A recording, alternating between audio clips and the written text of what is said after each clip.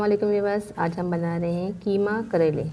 करेले लिए हमने 1 पाव और इसको कट कर लिए। छिलके हमने नहीं उतारे, छिलके इसमें लगे हुए, छिलके समेत पकाएंगे हम। और उसको कट कर लिया है, उसमें आधा टेबल स्पून नमक शामिल करके 10-15 मिनट के लिए हम रख देंगे ताकि इसकी कड़वाहट निकल जाए।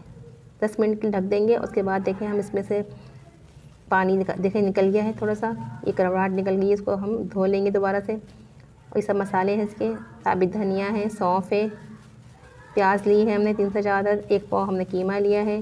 साबित धनिया और सौंफ को हम भून लेंगे। ये गरम मसाला है, धनिया है, पिसी हुई लाल मिर्च और हल्दी।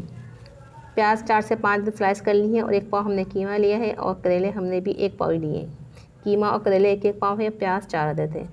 अब हम साबित धनिया और सौंफ को हल्का सा भून के कूट के शामिल करेंगे इसके अंदर। पहले हम करेले को फ्राई करेंगे, हल्का सुनहरा कलर आने तक हल्का सा फ्राई करेंगे। और उसको हम निकाल के बाद हम प्याज शामिल करेंगे। देखिए कलर चेंज हो गया इसका करेलों का, हल्के से फ्राई हो चुके हैं। अब हम इसको निकाल लेंगे अलग प्लेट में।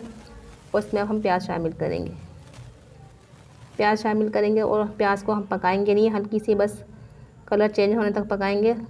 हल्का सा पिंक कलर आएगा, कच्चापन ख़त्म हो जाएगा प्याज का, तो हम इसके अंदर कीमा शामिल कर देंगे। कीमा शामिल करेंगे और लहसुन अदरक का पेस्ट 1 टेबल स्पून। थोड़ा सा हम इसके अंदर ज़ीरा शामिल कर देंगे, ½ टी स्पून। प्याज देखें कच्ची और हमने ज़ीरा शामिल कर दिया है। और अब इसके अंदर कीमा भी शामिल कर देंगे। 1 पाव कीमा है, उसको शामिल कर देंगे और थोड़ा सा इसको भूनेंगे, इसका पानी खुश्क करेंगे। इसके अंदर 1 टेबल स्पून हम लहसुन अदरक का पेस्ट भी शामिल कर देंगे, उसको भी हम हल्का सा भूनेंगे। लहसुन अदरक का पेस्ट डाल के इसके अंदर भुनने से इसका जायका बहुत अच्छा आ जाता है, लहसुन अदरक की पेस्ट। अब टमाटर शामिल कर देंगे 3 अदद, 2 से 3 अदद। बाकी सब मसाले, गरम मसाला, धनिया, ज़ीरा, पिसी हुई लाल मिर्ची और हल्दी। उसको ढक के थोड़ा सा देर पकने देंगे। कीमा बहुत जल्दी पक जाता है। इसके अंदर अब हम करेले डाल देंगे। करेले शामिल करके थोड़ी सी देर इसको भी पकाएंगे, दम पे रख देंगे, दम पे लगा देंगे। इसको हम भुना हुआ बनाएंगे। देखिए थोड़ा सा मिक्स करेंगे और उसको थोड़ा सा पानी शामिल कर देंगे इसके अंदर, ताकि करेले भी गल जाएँ और कीमा भी थोड़ा सा पक जाए। भुनने के बाद इसको थोड़ा पानी शामिल करेंगे, 1 कप पानी शामिल कर दें और उसको ढक कर पकने दें। जब ये पक जाएगा तो हम इसके अंदर ऊपर से हरा धनिया गार्निश कर देंगे।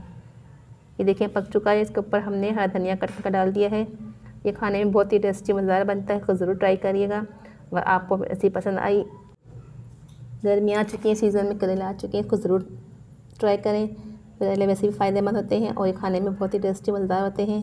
अगर आपको हमें ऐसी पसंद आए तो हमारे चैनल को सब्सक्राइब करें, लाइक करें। मिलते हैं नेक्स्ट वीडियो में। अल्लाह हाफ़िज़।